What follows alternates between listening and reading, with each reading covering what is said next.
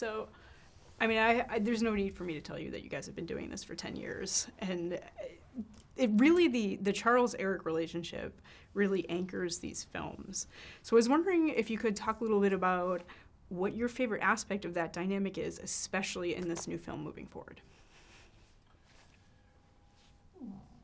My favorite aspect of our relationship in the movies? I don't know. I'm going to say that I'd like to do more with them, and I'd like to have Charles and Erik together more, even if they are pissed off at each other all the time. I think they help define each other by, even if it's just an example of what I don't want to be. That they sort of coexist in that way. They sort of revolve around each other like a proton and an electron. You know, it's not to say they couldn't exist without each other, but they sort of might be a little lost. Yeah. Now, one of the things I found interesting about this film is that we start off with both characters in kind of this like really peaceable way of life. Like Charles has everything he wants. Erik seems to have found some kind of peace within himself with Genosha. But can these two characters ever be at peace, truly at peace? Do you believe that these characters could ever stay that way? I think you can find a certain amount of it for sure. I mean, in Apocalypse as well, I think Erik definitely found a lot of peace and happiness in his family. And I think he's a very loyal sort of person, and he will invest a lot in the people around him. We see that sort of with his relationship with Mystique as well, so much so that it sort of, brings him out of this peaceful setting. I always say Genosha, but it's, you said Genosha. Yeah, who knows? I'm going to stick with Genosha. I've been saying it all day. Who knows? But it's, he found this place where, it's almost like the culmination of all his sort of battles and what he's been sort of fighting for.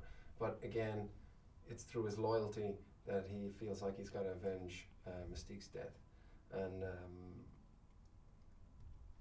will he ever find peace? I think he can find some level of contentness.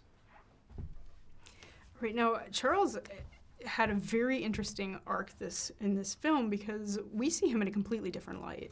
Like in the comics, he's kind of a bit more complex, but in the films, it seems like he's really been like on the side of good. But we see him make a mistake, like a big mistake in this movie. So can you talk a little bit about the way that this film approaches Charles and how that factored into your portrayal of him? Yeah, I mean, I think I've been lucky. I think particularly in Days of Future Past and this one, I think he's been really complex. He was damaged in Days of Future Past and had to heal himself or let other people help him heal.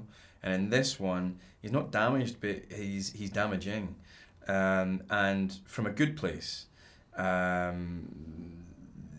He's still hurting people, because he's got this vanity and this slight God complex where he thinks he can fix everybody. This mantra that he has, that there's good inside everyone, that's a beautiful thing. But I think it's taken to the point where he feels he has to win that. He has to prove that to prove that he's right. And that's not necessarily the same thing as doing what's right for the person in front of you. And he's also got this fatherly thing where he believes his children are capable of so much more. And he's got unlimited potential for them all and all that kind of thing. And that's great, that sounds positive. But where does that cross over into pushing your kid too far? Not that she's not a kid, but she's sort of like his daughter. And he pushes her way too far and she suffers horribly because of it.